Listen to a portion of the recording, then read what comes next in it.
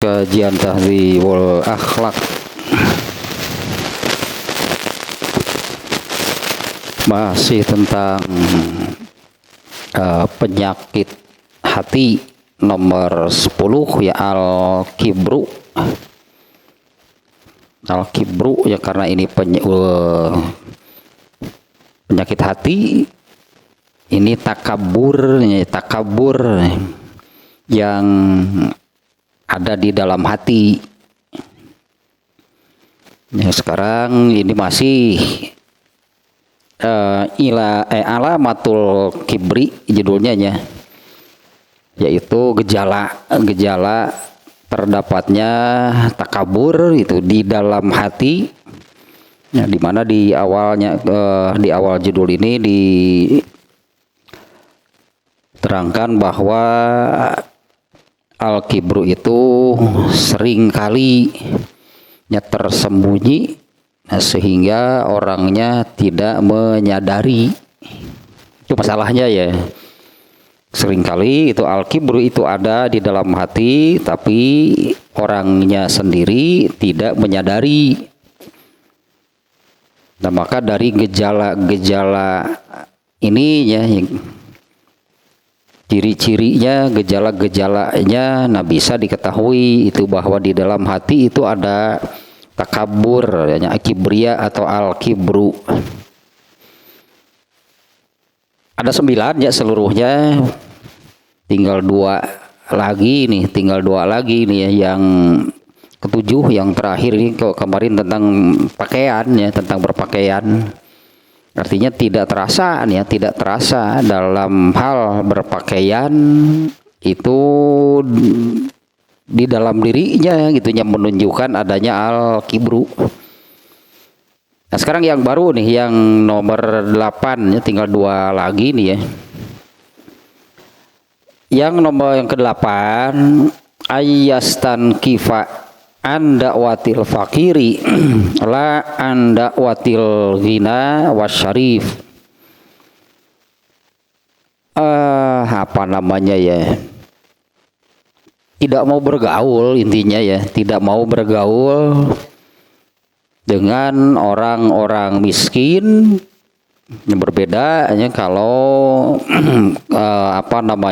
berbeda dengan ketika menghadapi orang-orang yang kaya dan orang-orang yang ya dianggap terhormat, terpandang gitulah.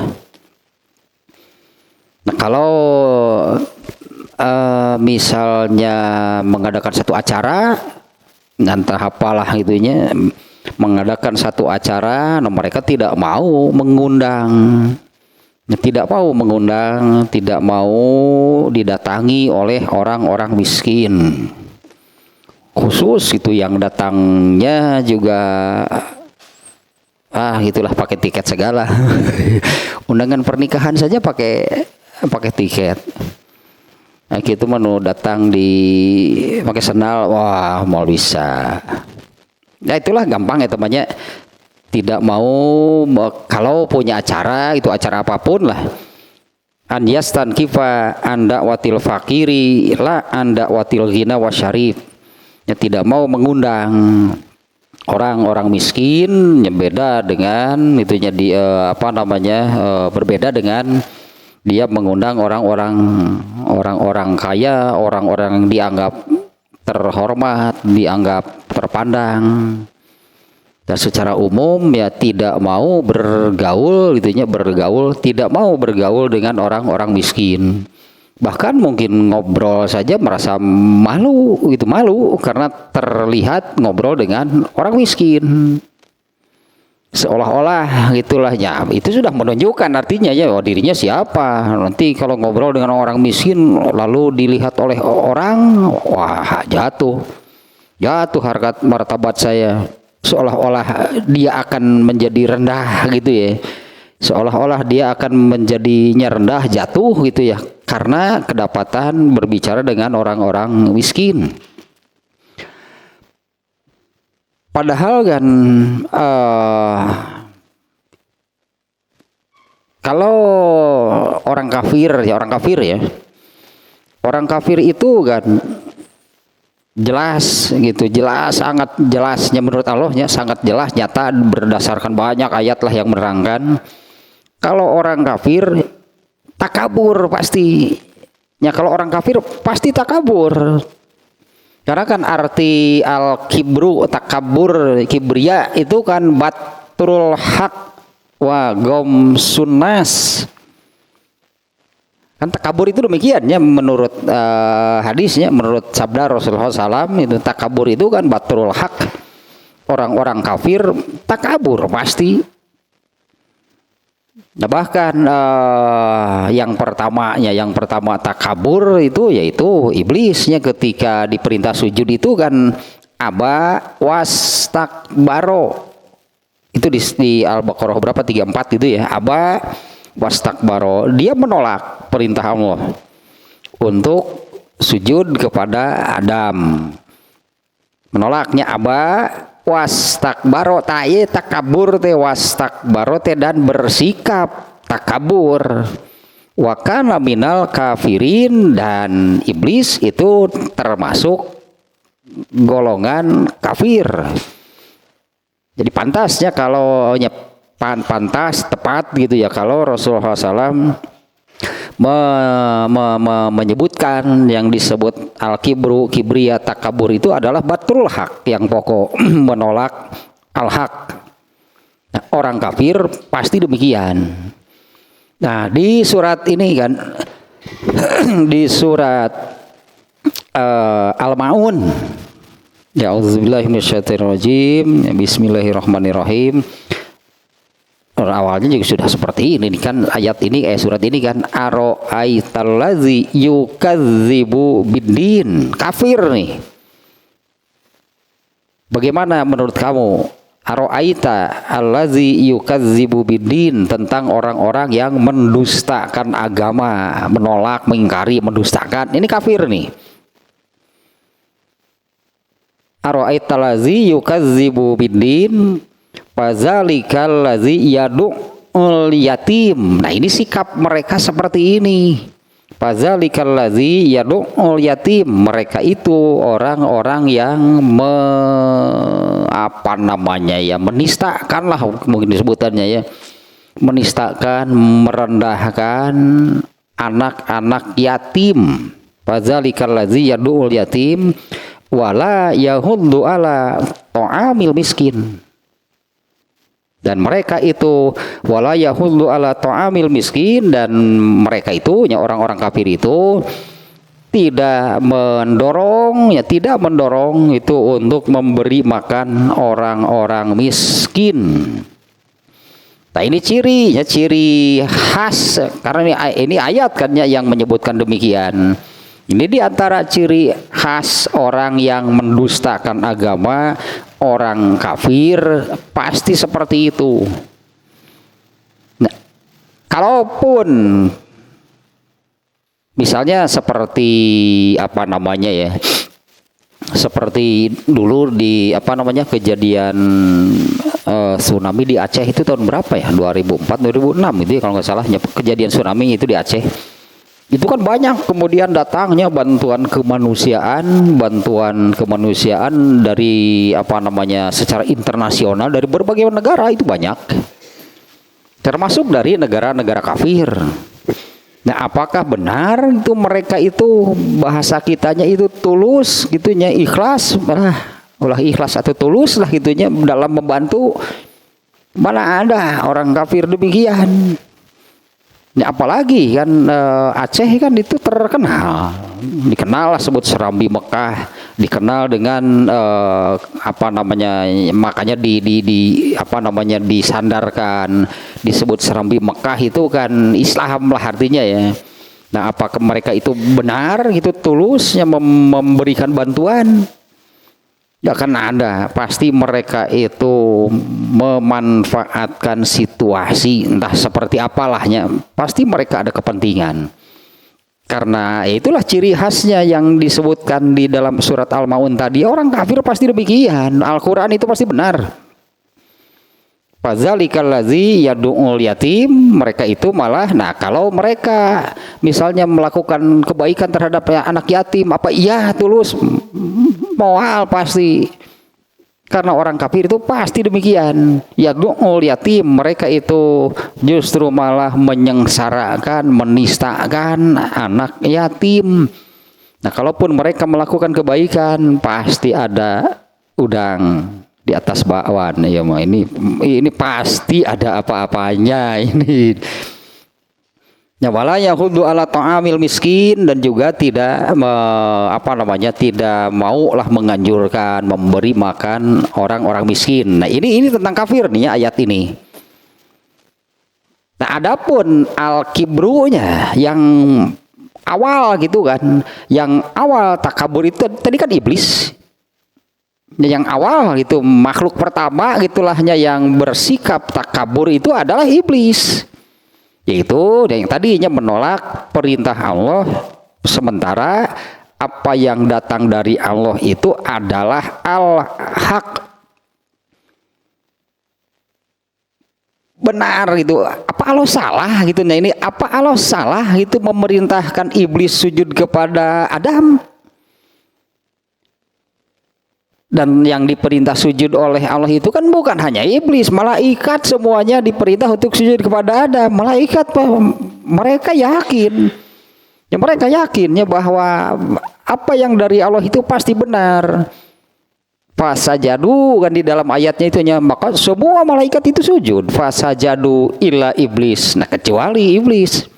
Aba wastakbaro, dia menolak untuk sujud dan bersikap takabur. Ini ciri khas orang kafir itu adalah takabur, dengan menolak al-haknya, yukadzibu bidinnya, itu takabur. Nah, maka ini turunannya gitu, turunan dari takabur nih. Ayat berikutnya, yukadzibu bidin fadzalika yad'ul yatim, mereka itu malah menyengsarakan, menistakan anak yatim. Itu turunan dari bibitnya gitu, bibit penyakitnya itu adalah takabur. Mereka batrul hak, menolak al-hak.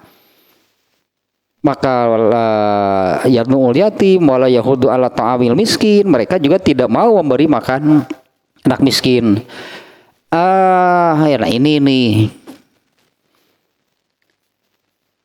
kalau iblis pasti itu ya, iblis pasti demikian. Ternyata manusia kan banyak yang mengikuti setan berarti sebutannya. Ya, manusia banyak kan yang memang setan itu memang janjinya demikian gitu kepada Allah. Allah mengancam iblis dengan neraka. Iblis bukan menyanggupi, isinya kagok asong sebenarnya iblis teh. Kagok asong, kagok berontok kapalang carambang teh sebutan. Nekat baik lah ka neraka ge asal gitu kan iblis. Minta kepada Allah, beri aku hidup sampai hari kiamat. Aku akan menjadikannya, aku akan bahasanya, aku akan membawa, mencelakakan. Iya, Adam ya geuleuh nanti si Adam bisa sebelum cek iblis mah ku aing tinggalikeun si eta jeung turunanna kagok lah pokoknya mah. Nah, ternyata saya lupa lagi ayatnya ya, yang kebanyakan justru ya, kebanyakan manusia itu benar terseret, terbawa, tergoda gitulah bahasanya ya, terseret, terbawa, tergoda oleh iblis. Ada yang total betul-betul mengikuti iblis, kafir. Ya, manusia itu betul-betul total mengikuti setan, yaitu kafir manusianya kan. Yang pertama kafir kan iblis. Nah, manusia yang kafir dia mengikuti iblis. Ada juga yang setengah-setengah mengikuti iblisnya. Di satu hal mengikuti iblis, mengikuti setan, muncul kesadarannya, takut, taat lagi. Tapi lebih banyak yang sebutnya teh bahasa Sunda nama nyangegang teh, ngangkang kakinya, sebelah kaki ikut setan, sebelah kaki tapi keluar dari Islam juga nggak mau. Banyak yang seperti itu. Nah, ini nih yang katakanlah ini untuk orang Islam gitu ya, ini untuk orang Islam. Tapi dalam hal seperti ini ya, tadi kan yang jelas-jelas ciri khas orang kafir itu malah memanfaatkan, bebenarnya memanfaatkan, sehingga gitu anak-anak yatim itu tadi, anak-anak yatim itu oleh mereka itu dinistakan, dihinakan, direndahkan. Kan jelas ayatnya yang tadinya ya fazalikal ladzi yad'ul yatim wala yahudu ala ta'amil miskin. Nah, orang Islam yang egang yang ini nih di awal kita baca lagi nih ya, ini ya nih. Soalnya ini ciri atau ciri khas gitunya takabur pelaku apa namanya? Pertama takabur itu kan iblis, itu ya ketika dia aba wastakbaro. Dia menolak, dia bersikap takabur ketika diperintah oleh Allah untuk sujud kepada Adam. Nah, iblis berjanji, boleh atau nggak apa-apa lah saya masuk neraka asal beri saya hidup sampai hari kiamat. Maksudnya apa? Iblis minta kepada Allah demikian itu, dia itu hasud, dia itu dendam kepada Adam, padahal Adam kan nggak tahu apa-apa. Tapi dah iblis maka ke si Adam, pokoknya gara-gara nama. Tinggal ini ku aing pokoknya mah. Benarlah kemudian iblis itu sampai nekat sedemikian rupa, dia mengatakan nggak apa-apa saya masuk neraka asal beri saya waktu hidup, beri saya hidup sampai hari kiamat. Itu ada ayatnya yang demikian. Maksud iblis itu pokoknya saya ingin mencelakakan manusia intinya. Dan surat apa ayat berapa yang ternyata kebanyakan manusia itu mengikuti iblis, mengikuti setan, yang secara umum Allah sudah mewanti-wanti di beberapa ayat, di antaranya dengan ini lafaz ayat yang inna syaitana lakum aduwwum mubin.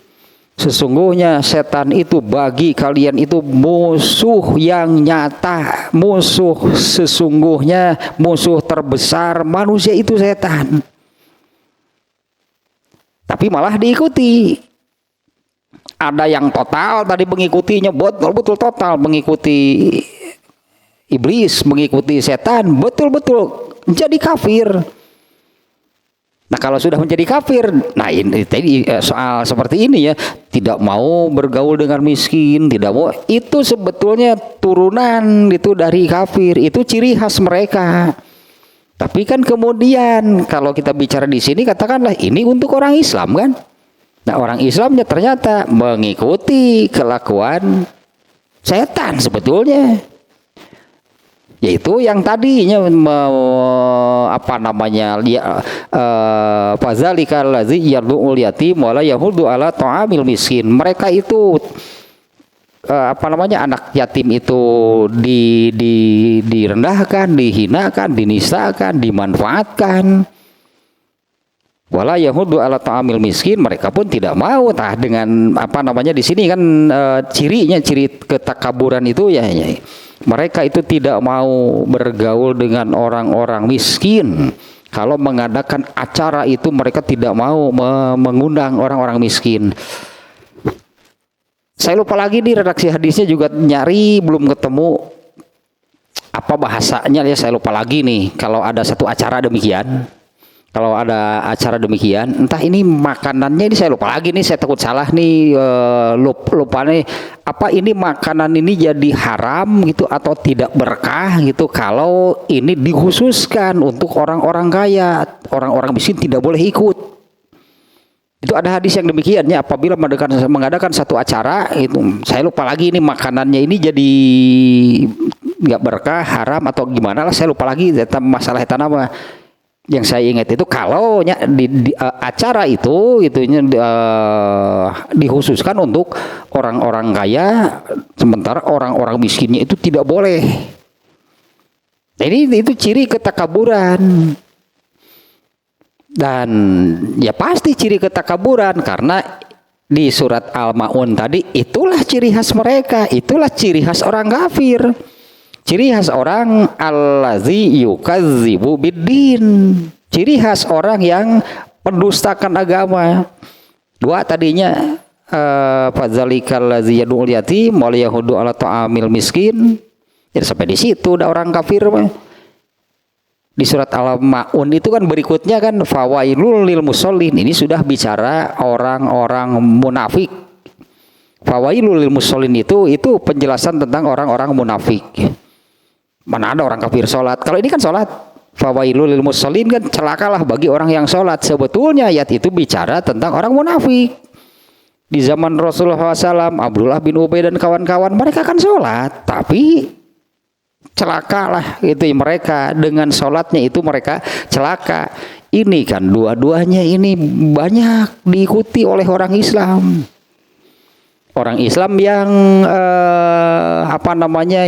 yad'ul yatim ada.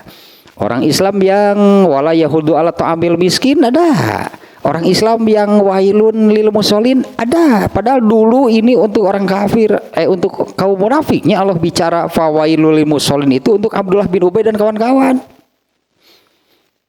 Abdullah bin Ubay dan gerombolannya lah gitulah orang-orang munafik. Ya celaka pasti mereka mengerjakan sholat tapi malah celaka. Karena sholat mereka itu hanya kamuflase, hanya menutupi kekufuran mereka. Seperti apa sholatnya? Itu yang di surat An-Nisa berapanya? 43 itu 143, 142. Apabila mereka mengerjakan sholatnya dengan malas-malasan, asal-asalan. Artinya sholat mereka bagaimana? Teu bener, taetan wailun nu kitu nu sholatna teu bener nu cilaka biar bagaimanapun. Ya artinya itu akan berlaku umumnya apabila sholatnya itu tidak benar. Ini sedikit menyimpang nih ya. Apalagi kan ke dalamnya kajian tentang Kitabul Azan, ya, rangkaian bab-bab kaifiyat sholat. Ternyata ruku itu tidak hanya sekedar membungkuk. Kalau ruku kan membungkuk, anak-anak juga bisa. Ya anak-anak bisa, anak-anak yang belum paham apa-apa lah. Bahkan usianya pun belum usia sekolah, belum TK saja belum gitulah. Diajak orang tuanya misalnya berjamaah, ikut sholat bersama, semuanya ruku, ikut ruku. Dia bisa kan kalau hanya sekedar membungkuk. Tapi kan menurut Hudzaifah diantaranya, ternyata menurut Rasulullah juga sama. Yang kebetulannya baru bab yang kemarinnya itu orang yang tidak meluruskan tulang punggungnya waktu ruku. Rasulullah akan menyebut seburuk-buruk manusia adalah pencuri di dalam sholat, yaitu yang tidak meluruskan tulang punggungnya. Jauh dari hal memperhatikan hal seperti itu. Karena sholatnya juga namanya munafik. Tadinya juga mereka itu nggak sholat sebetulnya.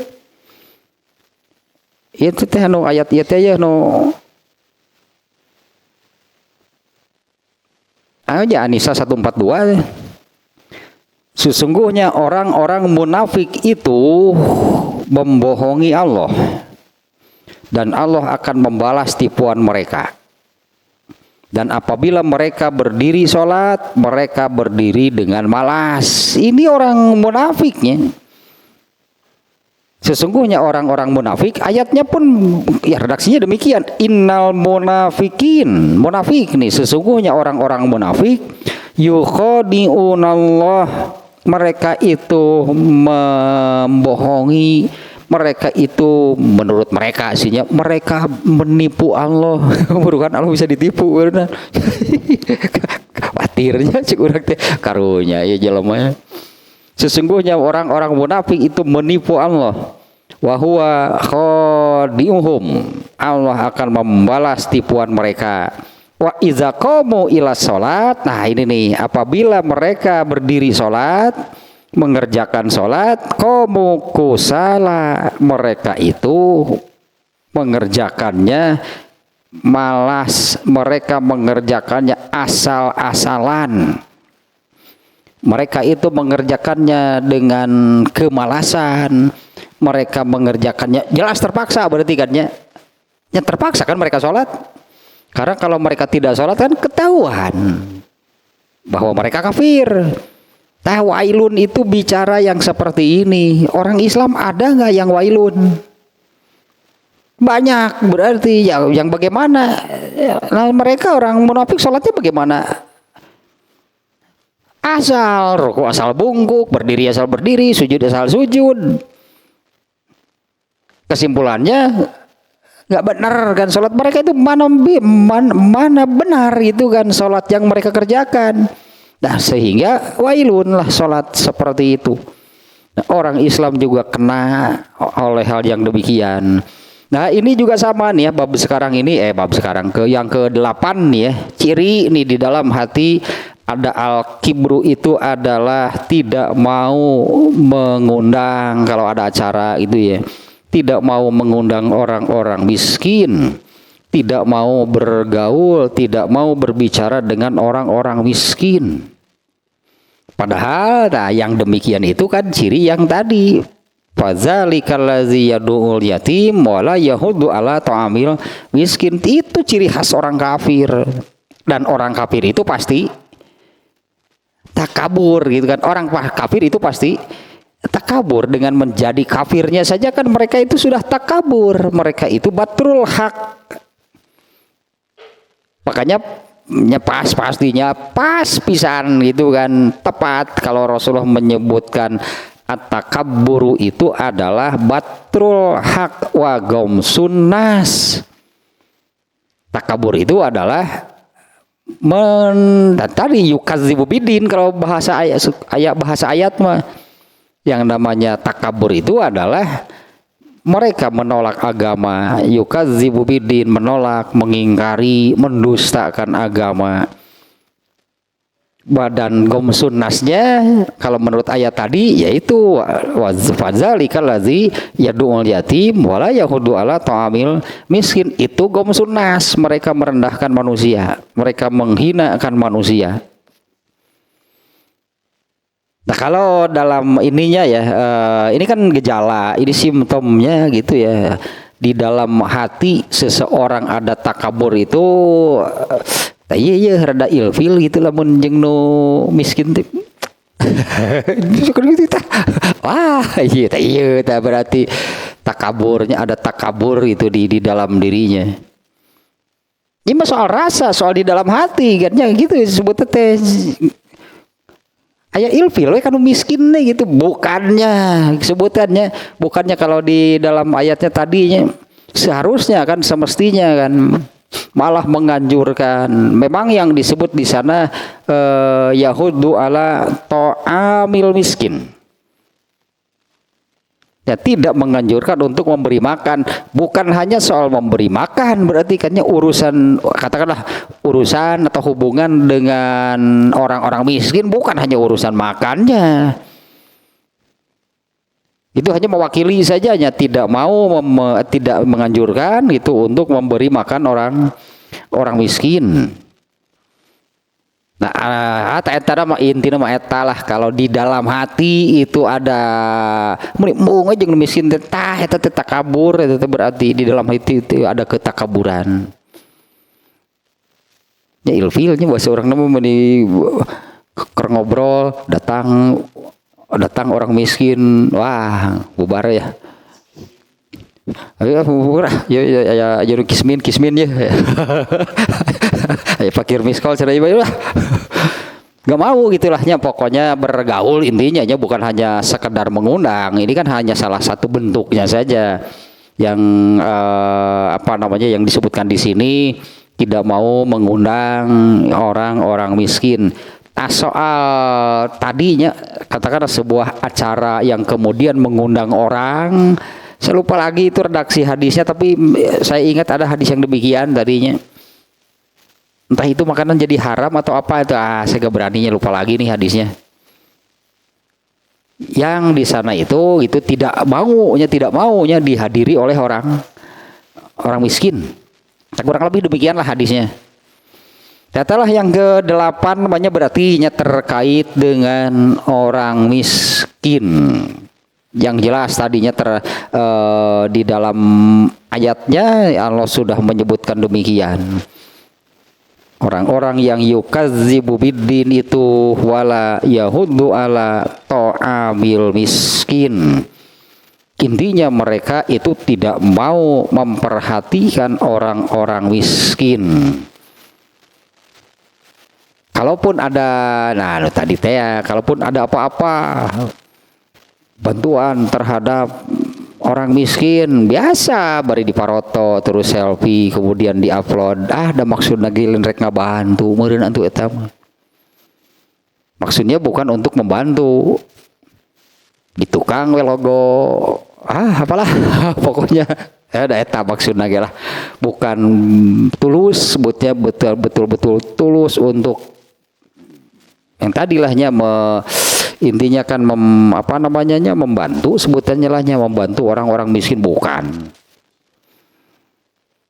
Ditulislah di tukangna bantuan, ketika menyerahkannya itu difoto, ketika penyerahannya diterima oleh orang miskin. Alah, apa sih maksudnya? Coba makanya tadi ini pasti ada apa-apanya. Ini bukan betul-betulnya, ya itu yang tulus, ikhlas, murni itu betul-betulnya mau membantu orang-orang miskin. Nah, sangat jelasnya kalau terkait dengan miskin dalam di sini disebutnya kalau mengadakan acara tidak mau mengundang orang miskin. Nah, itu jelas. Karena seperti di ayatnya tadi, wala yahuddu ala ta'amil miskin. Yang ke-9, yang terakhir sekarang nih. Wah, ini yang paling penting ini ya, paling penting mungkin sama pentingnya juga sih semuanya nomor 9. Dari yang 9 poin ya, ciri-ciri, gejala-gejala gitu kan ininya, ada al-kibru, ada takabur di dalam hati. Yang ke-9, an yunaziro fi mas'alatin ma'awahidin min akronihi. Yang ke-9 ininya, katakanlah begini, apabila ketika membicarakan sesuatu, berdiskusi lah gitunya dengan seseorang. Nah, apabila nih membicarakan sesuatu, berdiskusi gitu dengan seseorang, terutama kalau ini masalah agama sih hanya. Ini terutama kalau ini masalah agama nih.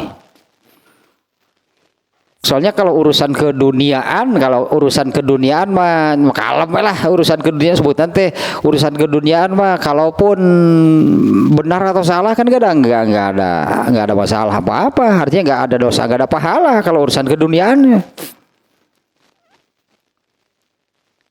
Ya misalnya apalah urusan keduniaan mah yang tidak ada pahalanya, ya benar tidak ada pahalanya, itu kan salah, tidak ada dosanya. Masuk benuk itu malah bebas. Nah, kalau ini terutama urusan agama nih ya, berdiskusi, apabila berdiskusi tentang satu masalah dengan seseorang, fa in zoharo, nah ini di sini nih nampak al-kibrunya nih. Fa in zoharo syai'un minal haqqi ala lisani sahbihi. Apabila katakanlah yang benar itu adalah lawan diskusinya. Yang benar itu adalah lawan bicaranya, lawan diskusinya. Fasakula alaihi qabuluhu wal inqiyadu lahu wa syukrulahu ala tanbihihi. Maka terasa berat untuk menerima. Artinya kalau diskusinya ini diskusi secara ini nih, katakanlah secara secara akal, kayak secara apa, dia sudah mengakui gitunya bahwa yang benar itu adalah lawan diskusinya. Oh, ternyata dia gitu yang benar. Tapi di dalam hatinya itu ada rasa berat untuk menerima, padahal mengakui, artinya ya, padahal mengakui bahwa yang benar itu adalah lawan diskusinya orang lain yang benar. Artinya sudah ada pengakuan, kesadaran, oh ternyata dirinya salah, itu lawan diskusinya yang benar. Nah, setelah ada pengakuan itu di dalam dirinya, oh memang yang benar itu adalah itunya lawan bicaranya tadi, tapi di dalam hatinya fasakula alaihi qabuluhu, di dalam hatinya itu ada keberatan untuk menerima. Ya, di dalam hatinya itunya ada rasa berat, itunya berat atau keberatan itu untuk menerima, wal inqiyadulahu, dan apalaginya untuk menerimanya saja itu terasa berat.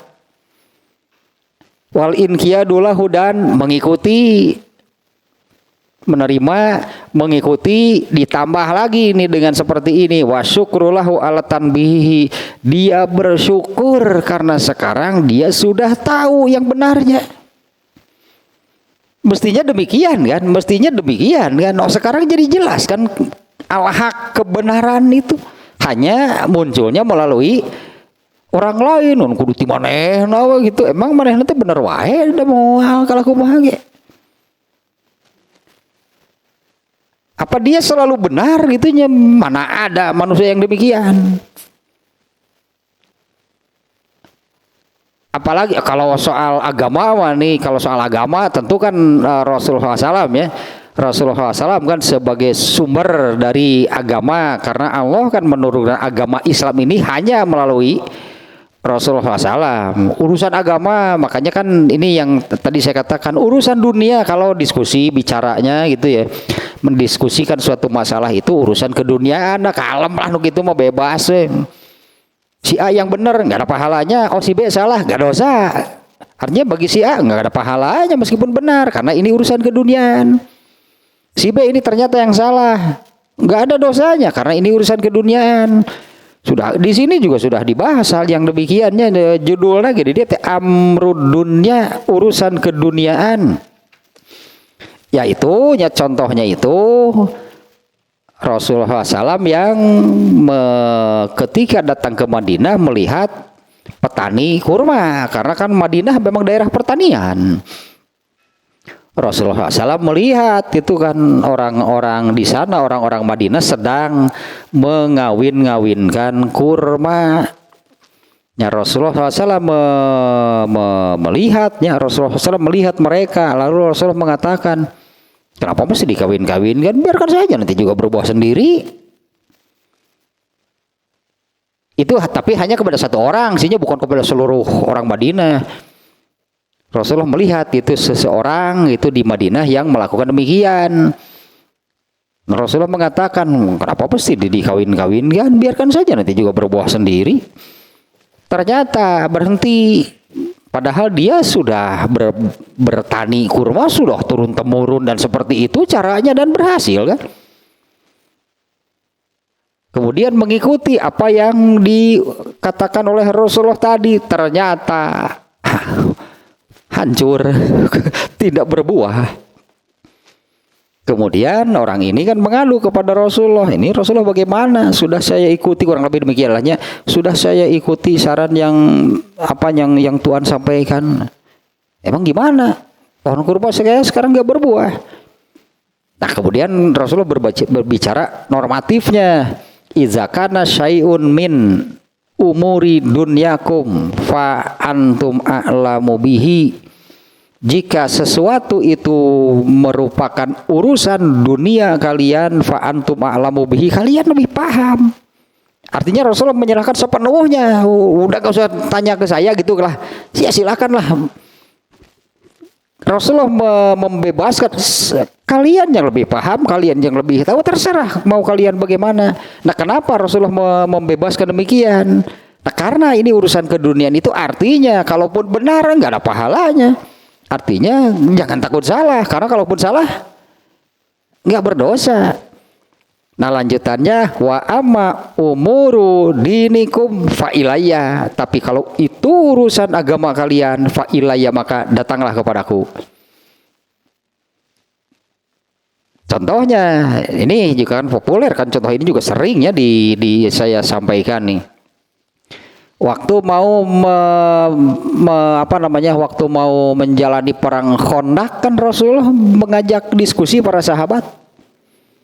Rasul sendiri itu yang menyampaikan pertama kali begini strategi perang kita. Nah, karena perang Khandaq itu perang yang menghadapi musuh paling besar itu perang Khandaq. Kalau perang Khandaq itu orang-orang kafir itu berkoalisi untuk menyerang Rasulullah di Madinah. 24.000 orang pasukan kafir gabungan 24.000 orang. Nah, Rasulullah kemudian berdiskusi bagaimana ini cara menghadapinya.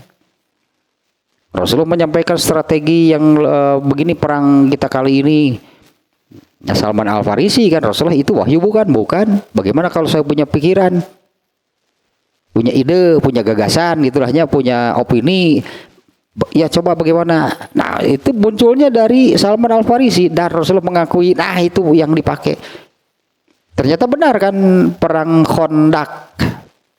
Itu ide membuat Khandaq itu parit. Itu dari sahabat, padahal Rasulullah sudah menyampaikan lebih dulu. Kan soal strategi perang mah keduniaan kan? Ya karena Allah tidak menurunkan wahyu, emang Allah menurunkan wahyu gitu kalau menghadapi musuh harus seperti apa? Kan enggak kan? Mikir, kalau hati-hati mikir, ternyata kan beda-beda kan setiap kali berperang. Nah itu urusan keduniaannya. Rasulullah juga bukan salah, anggaplah hanya strategi Salman Al-Farisi itu yang lebih baik dan Rasulullah mengakui, itu saja yang dipakai. Di dalam diri Rasulullah itu gak ada keberatan untuk menerima apa yang disampaikan oleh Salman Al-Farisi. Bahkan kan Rasulullah SAW ikut bekerja menggali paritnya. Apalagi kalau ini urusan agama.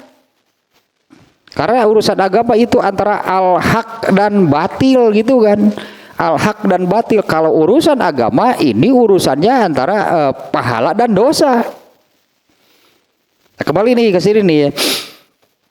Apabila berdiskusi tentang satu masalahnya dengan seseorang,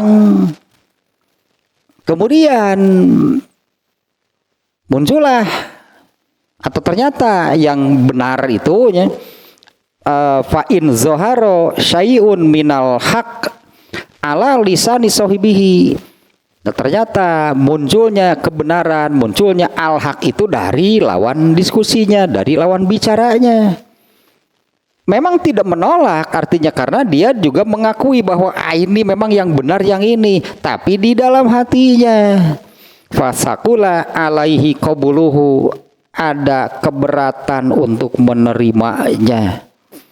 Wal inqiyadu bihi, dan untuk mengikutinya, bahkan apalagi kalau seperti ini ya, wa syukrulahu ala tanbihihi, dia bersyukur karena sudah ditemukan, gitulahnya, sudah ditemukan yang benarnya, karena menurut dirinya kan bukan itu kan, dan ternyata salah gitu kan, karena menurut dirinya kan bukan yang itu asalnya gitu kan, menurut dirinya bukan yang itu. Setelah diskusi muncullah, diketahuilah kebenaran al-haq yang sesungguhnya, tapi itu muncul dari lawan bicaranya. Artinya kan sebelumnya dia itu salah. Ya sebelumnya berarti kan salahnya, yang dia yakini benar itu ternyata salah. Muncullah kebenaran al-haq yang sesungguhnya melalui lawan diskusinya. Artinya dia mengakui ini memang yang benar, tapi taye di dalam hatinya muncul. Di dalam hatinya itu ada rasa berat, keberatan itu untuk menerima. Eta teungeunahna teh nah beuti si eta datangna teh. Teungeunahna teh eta nah kenapa mesti dari orang ini gitu munculnya al-haq. Tidak mau, karena orang itu harus salah. Cek mana nama si eta kudu salah.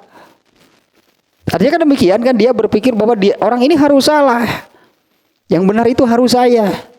Ternyata kenyataannya demikian, al-haq itu muncul dari lawan bicaranya, lawan diskusinya.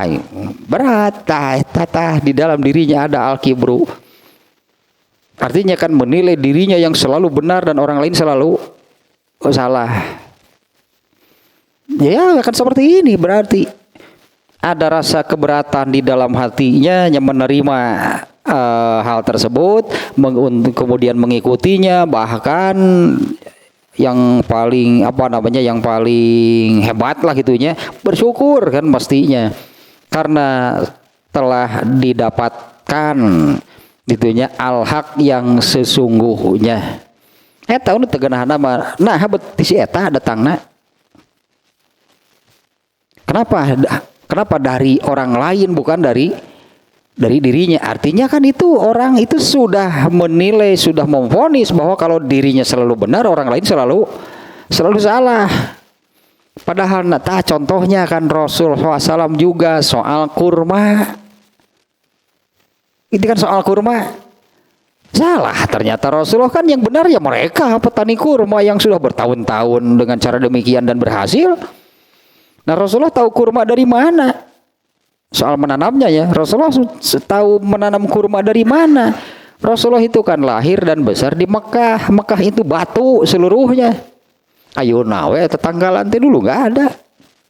Di Mekah itu nggak ada pohon apa-apa karena di Mekah itu batu seluruhnya. Lalu hijrah ke Madinah. Madinah itu daerah pertanian. Makanya kaum Ansor itu petani mereka. Begitu melihat ke sana, ya kernaon cenah ieu teh kurma dikeprak-keprak itu kan. Karena kalau pohon kurma itu memang ada dua. Ada pohon jantan, ada pohon betina. Hanya kurma ini tidak seperti pohon lainnya yang dikawinkan oleh alam, itulah ada yang oleh angin, ada yang oleh serangga, ada yang oleh binatang apalah gitu ya. Nah, kalau kurma harus oleh manusia. Yang kudu tercatat administrasina di lebek. Nah, si pohon jantannya itu mengeluarkan, itulah serbuk sarinya. Nah, itu nanti diambil oleh manusia, itu dipotong, diambil. Nah, lalu dipukul-pukulkan ke pohon betinanya, baru berbuah. Nah, Rasulullah melihat demikian. Nah, naonan nya kurang mah. Antep kayak buahan sorangan. Salah kan Rasulullah? Jadi tidak bisa sebetulnya, jangan sekali-kali berartinya yang bersikap demikian, saya selalu benar, orang lain selalu salah. Itu sudah jelas al-kibru ada di dalam hatinya. Itu sudah jelas takaburnya yang demikian. Sekalinya gitu kan terjadi seperti ini, oh ternyata kebenaran itu muncul di orang lain, kan tegenah manehna mah. Padahal kan sudah mengakui bahwa itu memang yang benar, tapi kan ini kan judulnya gejala yang orangnya sendiri kadang-kadang tidak menyadari kan bahwa kalau demikian ada al-kibru di dalam dirinya. Berat gitu untuk menerima gitu, berat untuk menerima itu akan otomatis karena memang al-kibrunya ada di dalam dirinya, maka otomatis itu akan memunculkan itu rasa itu penolakan untuk menerima, padahal bukan menolak al-haqnya, tapi yang ditolak itu kenapa muncul dari orang itu. Geuleuh aing eta embung aing nanti si eta datangna. Karena sudah memponis demikian itu dirinya selalu benar, orang itu nyakan underestimate ya biasa mah si eta nyaho naon gitulah orang itu pikirannya. Ternyata al-haq itu muncul dari orang tadi, ya gengsi kan untuk menerima. Ya jelas berarti di dalam dirinya itu ada al-kibru. Padahal kalau contoh yang tadi kan ya soal menanam kurma, soal bertani kurma, waktu diskusi menghadapi perang Khandaq kan Rasulullah juga tidak bersikap demikian. Bagaimana Rasulullah kalau saya punya ide, kata Salman Al-Farisi gitu kan begini kepret Nabi ya ini. Oh Nabi mah tuh gitu atuh. Nyawanan ya. Iting lah kemarin mah yesterday afternoon boy itu lah. Budak kamari sore sih. Siapa deh mah yesterday afternoon boy lah. Nyawan. Budak kamari sore. Iya Nabi nih. Itu kan Nabi tidak demikian kan. Dan Nabi tidak berarti kan ini ya contoh luar biasanya dari seorang Nabi memang benar-benar sempurna. Nabi kan tidak gengsi, itu kan Nabi tidak gengsi. Nabi tidak merasa kenabiannya itu jatuh itu karena ternyata ide yang lebih baik itu dari orang lain, bukan. Padahal waktu diskusi itu Rasulullah sendiri yang pertama mengungkapkan begini nih strategi perang kita kali ini menghadapi perang Khandaq. Nah, Rasulullah kan tidak menutup orang lain untuk punya pikiran kan, punya pendapat. Nah, tidak mentang-mentang gitulah kembali kentang kan itu nanti tidak mentang-mentang berani-beraninya kamu nih saya ini Nabi. Nah, itu tuh jauh gitunya dari pribadi itu, dari diri seorang Rasulullah SAW.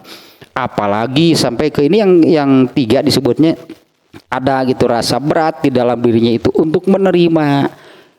Jadi sebetulnya berat itu bukan soal al-haknya, tapi yang berat, yang menjadi keberatan dirinya menerima itu kenapa dari orang itu datangnya takabur, artinya dia sudah merendahkan orang lain. Dia menganggap mustahil, mana bisa, mana tahu orang itu misalnya urusan ini. Underestimate lah pokoknya, maka sudah dianggap. Ternyata muncul kebenaran itu dari orang itu. Apalagi yang kemudian kalau bahasa sudah ada mau dulu gitu mencari kadi supaya dirinya yang menjadi benar, kajian ngaco. Parah. Ini parah ini. Lamun geus gitu parah gitu mah. ini terus saja gulak-gilak orang Sunda mah. Gulak-gilak dikit supaya gitu terkesan dirinya yang benar. Itu nantinya kan jadi melawan al-haq. Ya artinya kan jadi melawan al-haq, artinya dia jadi sudah nantinya akan menyimpang dari al-haq. Alasannya apa? Alasannya harus terkesan bahwa dirinya lah yang benar. Nah ini nih ini parah ini. Kalau sudah seperti ini parah bisa nama. Nah, kita lanjutkan lagi nih. Fazalika ya dulu ala anna fihi dafinan. Nah itu menunya itu ya itu jelas sekali hal yang demikian. Itu ada rasa keberatan menerima. Itu jelas bahwa pada dirinya itu ada yang tersembunyi, yaitu al-kibru. Yang tersembunyi pada dirinya itu ada yang tersembunyi. Dan contoh yang jelas juga Abu Lahab, Abu Jahal terutama lahnya Abu Jahal itu kan dia sudah jelas-jelas itu dia ungkapkan pengakuannya. Muhammad itu benar, nah itu kan Muhammad itu benar, tapi dia tidak mau, dia keberatan untuk menerima. Alasannya apa? Wah, Bani Qusay itu parah, Bani Qusay kalah kalau begitu. Maka teruslah gitu kan Abu Jahal ini berusaha untuk menjatuhkan Rasulullah, berusaha untuk menunjukkan kepada masyarakat Quraisy bahwa dirinya lah yang benar dengan berbagai cara. Kalau Abu Lahab misalnya kan dengan diberitakanlah, diceritakanlah ke sana kemari bahwa Muhammad itu sekarang ini gila. Itu kan cara kan mereka untuk menunjukkan bahwa Muhammad itu salah, jangan diterima, jangan diikuti. Nah ini parah ini. Tanu eta contoh-contohna gitu. Berbagai usaha gitu untuk menunjukkan bahwa dirinya yang benar. Kepada kepada orang-orang Quraisy, orang-orang Mekah kan Abu Lahab itu demikian. Maka berusahalah supaya orang-orang itu tidak mengikuti. Menurut Abu Lahab, Rasulullah itu benar nggak? Menurut Abu Jahal, Rasulullah itu benar nggak? Nggak akan bisa nggak akan bisa dibohongi. Disebutnya hati nurani mereka mengakui.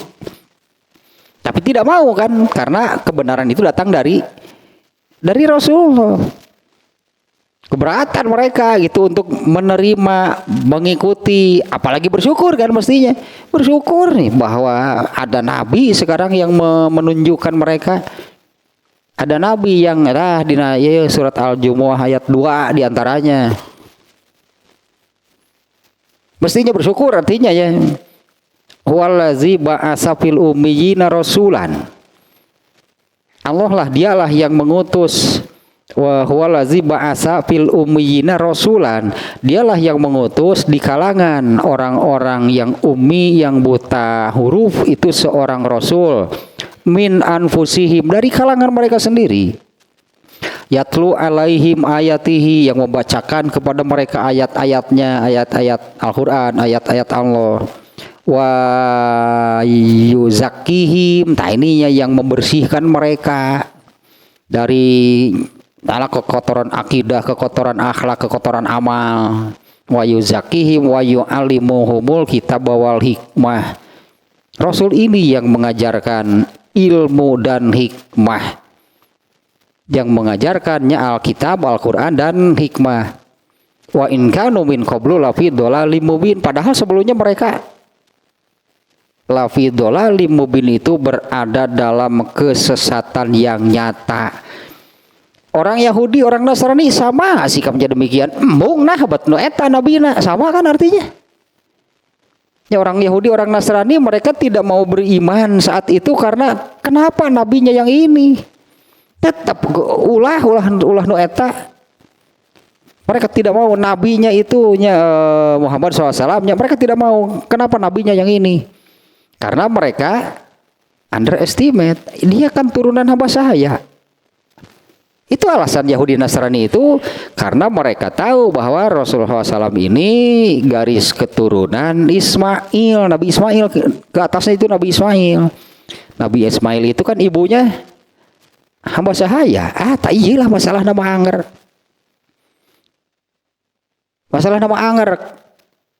Al-kibru mah ciri khas kafir sebetulnya. Ya al-kibru itu ciri khas kafir, al-kibru.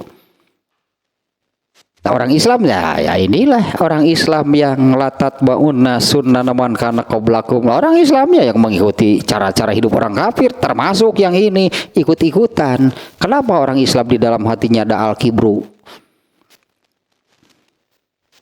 Padahal Rasulullah sendiri tadinya sudah mencontohkan ini kan contoh-contoh yang di 9 ini kan, yang 9 gejala gitu ya, 9 gejala di dalam hati ada al-kibru. Kayak yang nomor berapa?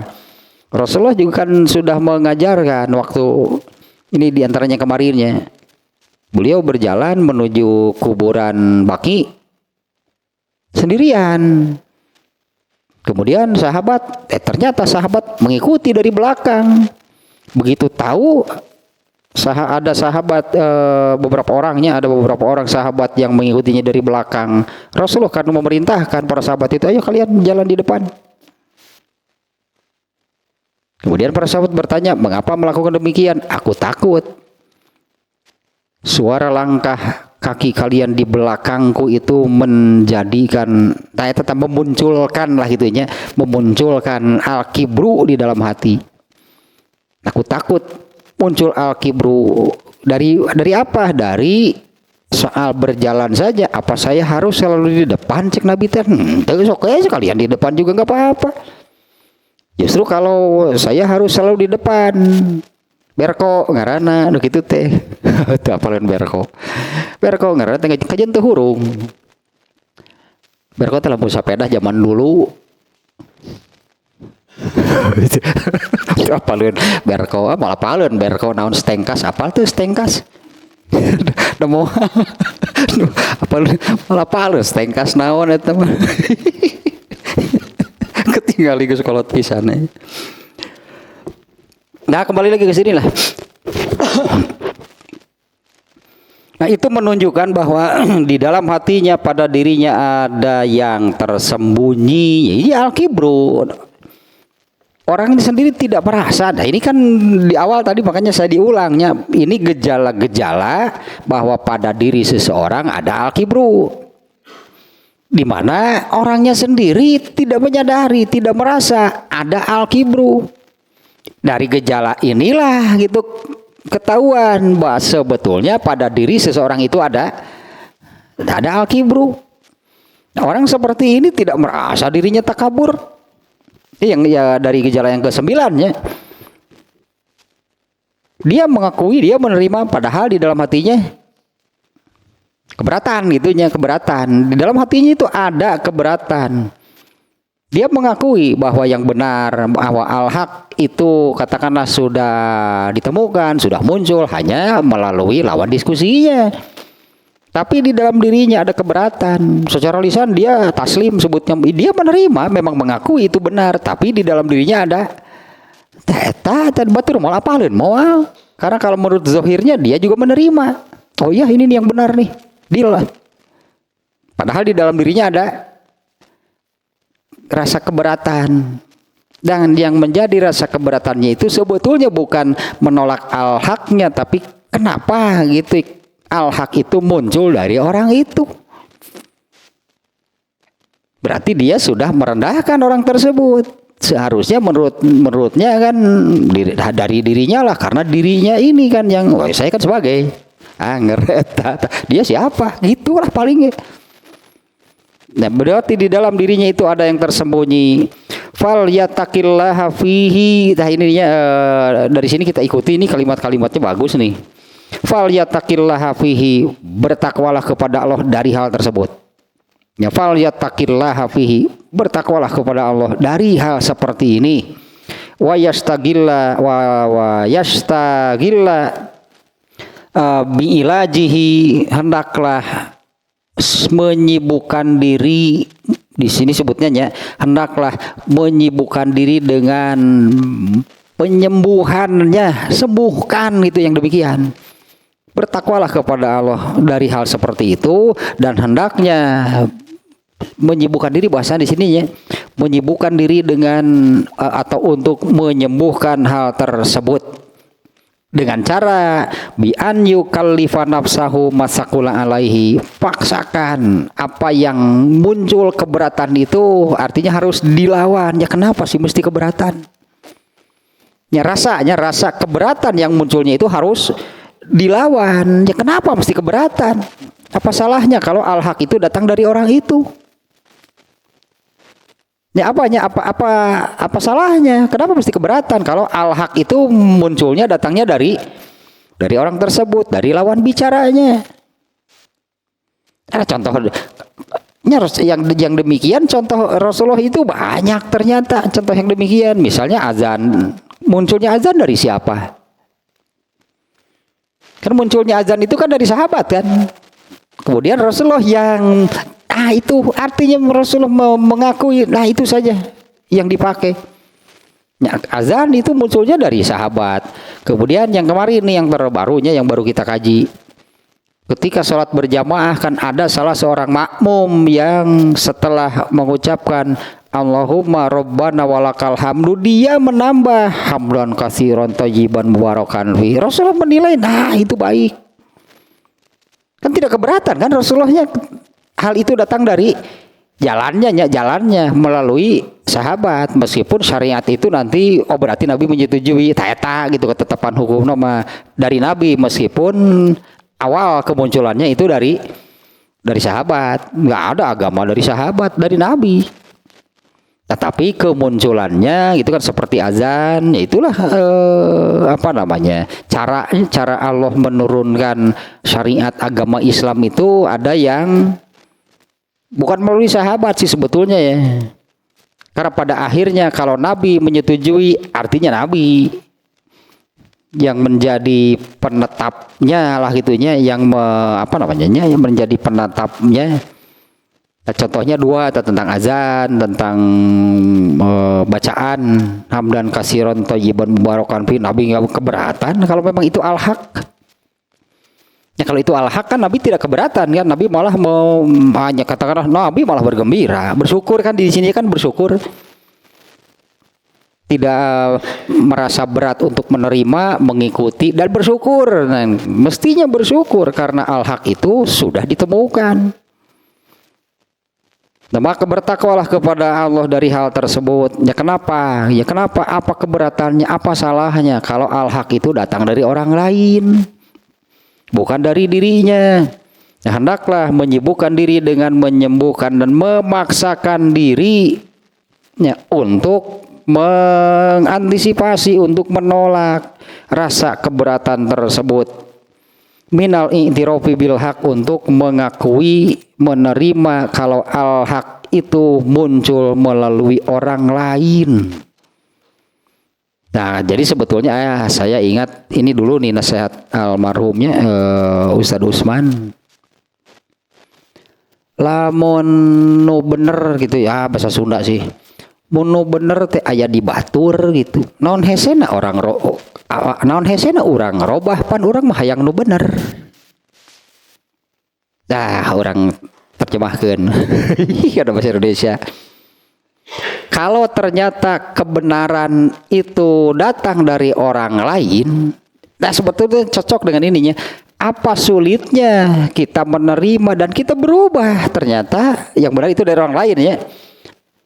Kalau kebenaran itu datang dari orang lain, apa sulitnya kita menerima dan berubah? Karena kita ini kan ingin yang benar. Karena kita kan mencari, katakanlah ya, yang kita cari, yang kita ingin itu kan kebenaran. Kemudian kebenaran itu muncul dari orang lain. Apa susahnya kita menerima dan berubah, mengikuti kebenaran? Bukankah yang kita inginkan itu kebenaran? Tapi cik urang nya naon hesena atuh tarima.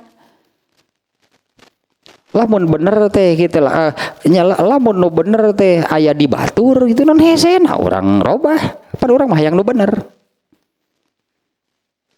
Beda lagi dengan orang yang merekedawang. Alah, apa itu merekedawang teh? Kayak Abu Jahal merekedawang gitu kan. Abu Jahal merekedawang padahal dia sudah mengakui bahwa Rasulullah itu benar. Dia malah mencari cara untuk menjatuhkan Rasulullah SAW. Ya, diberitakanlah ke sana kemari, Rasulullah itu sedemikian buruknya lah gitunya. Rasulullah itu menurut Abu Jahal, menurut Abu Lahab. Abu Lahab kan menyebut dia itu pendusta, dia itu gila, dia itu ngadukun aya nama si eta mah. Rasulullah sampai Rasulullah Abu Lahab sampai mengatakan Rasulullah itu seorang kahin paranormal, mencik urang mah paranormal, si eta mah hirupna ge loba ngarang halu. Coba aya nama halu. Dah halu udah sebenarnya malin eta halu paparintah eta lamun nyeun ulen pan kudu ditutuh lah bener eta teh biasa teh pakai halu. Tah eta si Muhammad mah halu si eta mah. Ya artinya kan itulah justru dijatuhkan, dijelek, dibuatlah itulah sejelek mungkin lah itu Rasulullah di mata Abu Lahab sampai diberitakan demikian. Nah mestinya bersibukkanlah diri dengan mengobati hal tersebut karena ini kan penyakit hati. Al-kibru itu penyakit hati. Sibukkanlah diri dengan mengobati hal tersebut, yaitu dengan memaksakan dirinya untuk menolak rasa keberatan yang ada di dalam hatinya. Karena sebetulnya menolak rasa keberatan itu rasa keberatan menerima al-haq wa an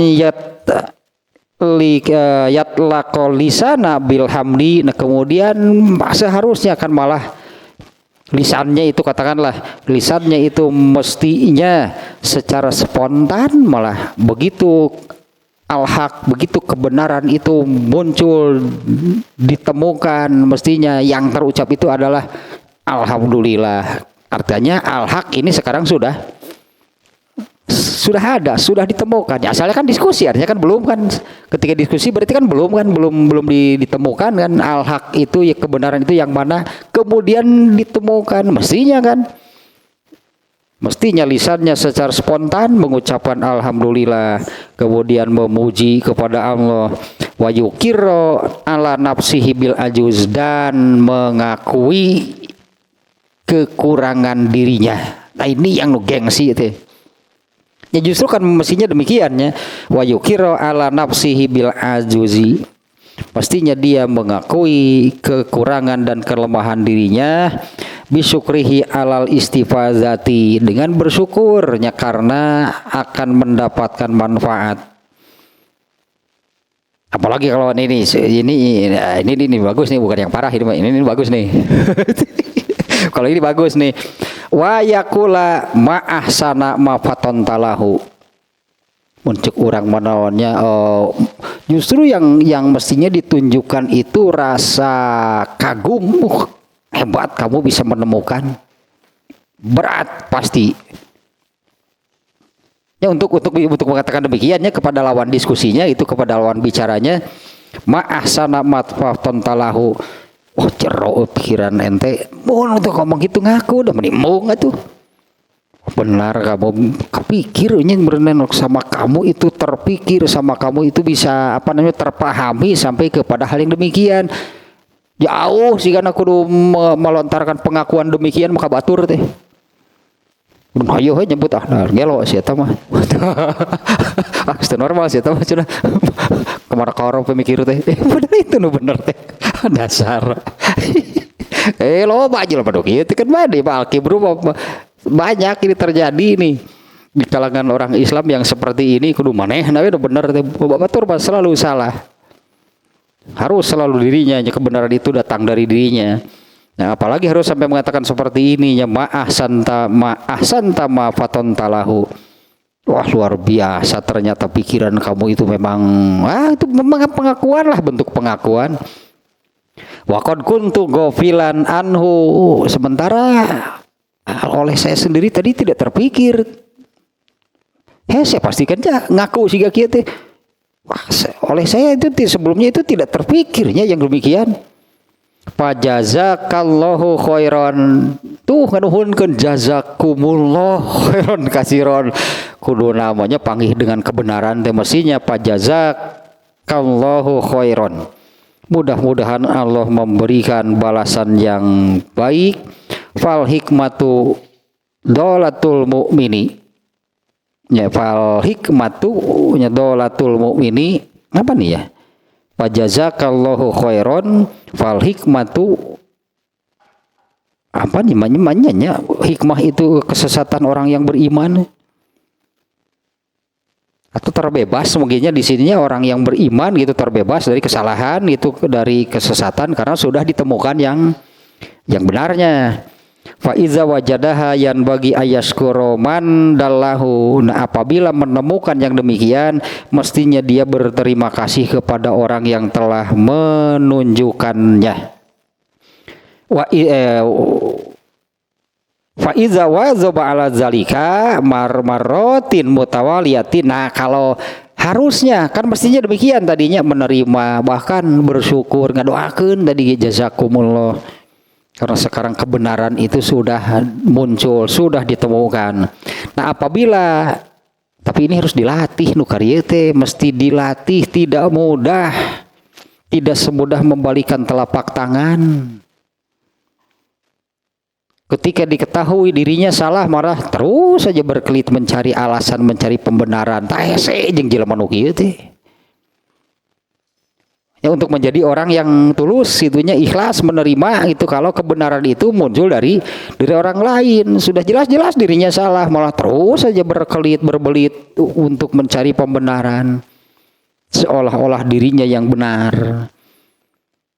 Nah, apabila itu artinya harus dipaksakan, tadinya paksakan. Apabila itu terus dilakukan secara berulang-ulang, soro zalikalahu tobaan, nanti juga akan terbiasa. Akan terbiasanya artinya untuk menerima kebenaran. Kalau kebenaran itu datang dari orang lain, nggak ada rasa keberatan di dalam dirinya. Artinya kebenaran itu bisa datang dari siapapun, ya, melalui jalan siapapun, ya, bahkan tadi lah di Rasulullah sendiri banyak kan yang melalui sahabat. Wasaqata sakulal haqqi, dan akan hilanglah rasa keberatan gitunya untuk menerima al-haq wa tabalahu qabuluhu, dan Wato balahu qabuluhu itu menerimanya, itu menerima al-haq itu adalah sesuatu yang baik. Wa wahma sakula alaihi sana'u au ala akronihi bima fihim fa fihi kibrun. Maka nah ya kesimpulan akhir nama, apabila ada rasa keberatan untuk menerima apalagi sampai melontarkan kekaguman pujian terhadap lawan bicara yang kebenaran al-haq itu muncul dari mereka, itu jelas fafihi kibrun, itu jelas menunjukkan bahwa di dalam dirinya itu ada al-kibru,